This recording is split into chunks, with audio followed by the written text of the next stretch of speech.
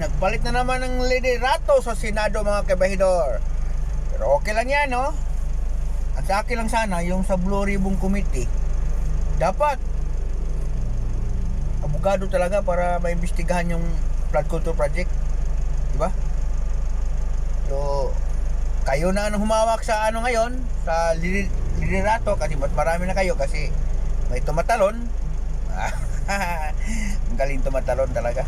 Kasi pag hindi tumatalon yan, yak, susunod yan kay Jinggoy. May kaso din. Diba? Yan ang technique.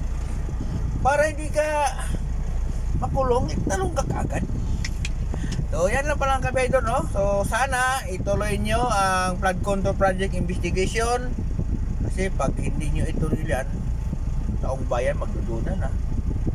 Dati na nagdududa, mas lalo na magduda. Kaya ituloy nyo yan, ha? O, sa inyo na ang liderato dyan sa Senado. Ituloy na, no?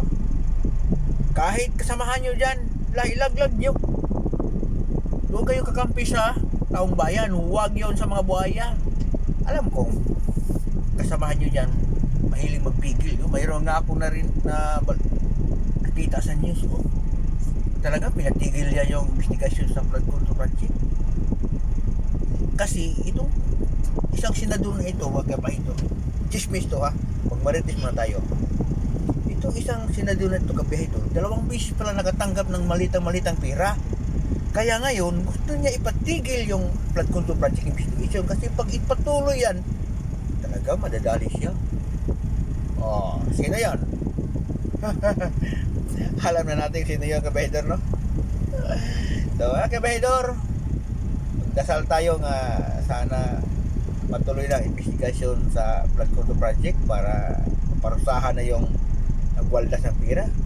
Bilyon yun eh, di ba? Kung hinahabol nila yung kay BP Sara nga kahit o kinasakwa 100 plus million din yata yan, no?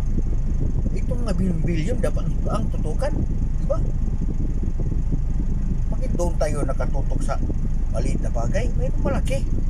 Kasi pag itagal natin ito kabahidor, kahit hindi natin itutuloy ang investigasyon, baka yung pera maubos na lang yun sa mga kamag-anak ng mga buhaya. Sinong kawawa? Ang Pilipinas.